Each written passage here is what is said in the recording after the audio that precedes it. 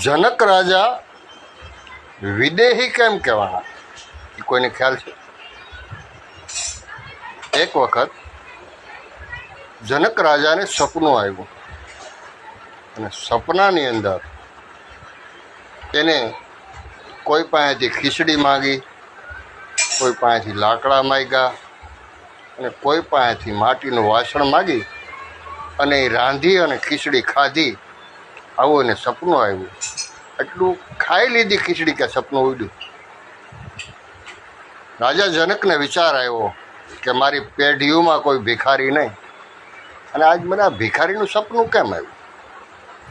એ જાણવા માટે સાધુ સંતોને બોલાવે છે અને કહે છે કે મને આ રીતનું સપનું આવ્યું, આનું કારણ શું, અને આ મને સમજણ પડે એ રીતે સમજાવો. કોઈ સાધુ સંતો કે ભાઈ સપનું છે, આડ પંપાળ છે, આવી જાય આ તે. જનક રાજાને મગજમાં બેઠું નહીં અને રાજા ક્રોધિત થયા.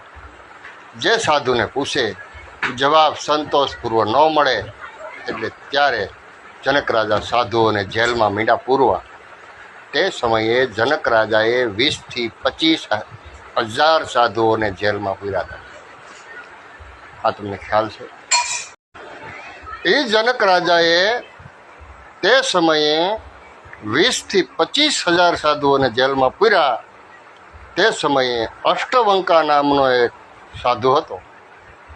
એને ખબર પડી કે જનક રાજા સાધુઓને કોઈ પ્રશ્ન પૂછે છે, એનો જવાબ સંતોષપૂર્વક ન મળવાથી એ બધાને જેલમાં પૂરે છે. અષ્ટવંકા નામના સાધુ હરપની ઘોડે હાલતા, એના શરીરમાં 8 વાંક હતા. એટલે એ હરપની ઘોડે ઢેડાતા હાલે અને જનકપુરીએ જાય છે. ઢેડાતા ત્યારે દ્વારપાલને કહે છે કે મારે જનક રાજાને મળવું છે. ત્યારે દ્વારપાલને દયા આવે છે અને દ્વારપાલ કહે છે કે સંત સાધુ તમે અહીંથી વયા જાઓ. જનક રાજાના મગજમાં કાંઈક ફરક હોય એવું લાગે છે. જે સાધુ જાય છે એ પાછો નથી આવતો, બધાને જેલમાં પૂરે છે. માટે તમારું શરીર જોઈ 8 વાંકવાળું અને હું તમને કહું છું કે તમે જાઓ ને. ત્યારે અષ્ટવંકાએ કીધું કે નહીં, જનક રાજાને કહો કે અષ્ટવંકા મળવા આવ્યા છે. ત્યારે દ્વારપાલ જાય છે અને જનક રાજાને કહે છે કે અષ્ટવંકા તમને મળવા માગે છે. અને જનક રાજાએ કીધું એને આવવા દો. અને ત્યારે એ અષ્ટવંકા હરપની માફક હાલતા અંદર પ્રવેશ કરે છે.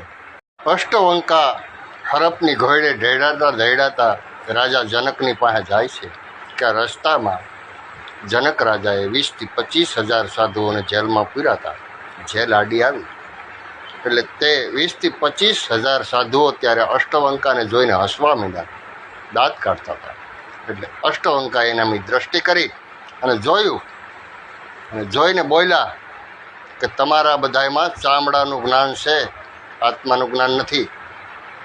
આમ કરી અને જનક રાજા પાસે જાય છે અને જનક રાજાને કહે છે કે આ બધાને તું છોડી મેલ, આનામાં કોઈ આત્મજ્ઞાન નથી, આ બધા ચામડાના જ્ઞાનવાળા છે. અને પૂછ, તારે જે મને પૂછવું હોય. ત્યારે જનક રાજાએ કીધું કે મને એક સપનું આવ્યું અને સપનાની અંદર મેં ખીચડી ખાધી. કે જે કાંઈ પૂછવું હોય પૂછનારો વ્યક્તિ હંમેશા હેઠો બેસે અને જવાબ દેનારો વ્યક્તિ હંમેશા ઉપર બેસે. માટે તારી ગાદી ખાલી કર, ગાદી ઉપર મને બેહાડ અને પછી મને પ્રશ્ન પૂછ. જનક રાજા હેઠા ઉતરી ગયા, અષ્ટવંકાને એની ગાદી ઉપર બેહાડ્યા અને અષ્ટવંકાએ ત્યારે કીધું કે હવે બોલો શું કામ છે. ત્યારે જનક રાજાએ એને વાત કરી કે મને સપનું આવ્યું, સપનામાં ખીચડી માગી, લાકડા માગ્યા, મટકું માગ્યું ને ખાધું અને મારી નીંદર ઉડી ગઈ. આ મારી હાથ પેઢીઓમાં મેં ભિખારી નથી ને અમને સપનું કેમ આવ્યું? અષ્ટવંકા જનક રાજાને કહે છે કે જ્યારે સપનું આવ્યું ત્યારે તમે ખીચડી ખાતા હતા ત્યારે તમને સ્વાદ કેવો લાગ્યો હતો કે આપણે હકીકતમાં ખાઈ એવો? તો કે ભાઈ આ એવું જ છે કે જ્યારે સપનું ઉડી જાય અને એ ન હોય એમ જ્યારે આ દેહમાંથી પ્રાણ વહી જાય ને ત્યારે આ પણ નહીં હોય. આ બે ખોટા છે. એક વસ્તુ સાચી છે તારે જાણવી. ત્યારે જનક રાજા કે હા. ત્યારે એક ઘોડો સામો હતો. ત્યારે અષ્ટવંકાએ કીધું કે મહારાજ તમે ઘોડા ઉપર પલાંગ માંડો. અને પલાંગ માંડતાની સાથે જ એને સમાધિ લગાડી દીધી. પહેલો પગ ખાલી ઘોડા ઉપર મેલી અને બીજો આમ પલાંગ લગાડવા ગયા, પહેલાં સમાધિ લગાડી દીધી અને પછી સમાધિ ઉતારી અને જનક રાજા અષ્ટવંકાને પગે લાગ્યા અને અષ્ટવંકાને કે આજ ત્યાં રાજ તારું, પાઠ તારું, બધુંય તારું, હું તને અર્પણ કરું છું. મને સંતુષ્ટ જવાબ મળી ગયો. ત્યારે અષ્ટવંકાએ કીધું કે નહીં, આ રાજ પાઠ તને પ્રભુએ ભોગવવા આપ્યું છે, ભોગવ, પણ હવેથી એ રીતે ભોગવજે કે તારું નથી એમ માની. ત્યારથી જનક રાજાએ નક્કી કર્યું કે આજ ત્યાં દેહે મારો નથી. ત્યારથી એનું નામ વિદેહી પડ્યું અને આ રામાયણના પાત્રની અંદર જનક રાજાનું નામ ત્યાંથી વિદેહી પડ્યું.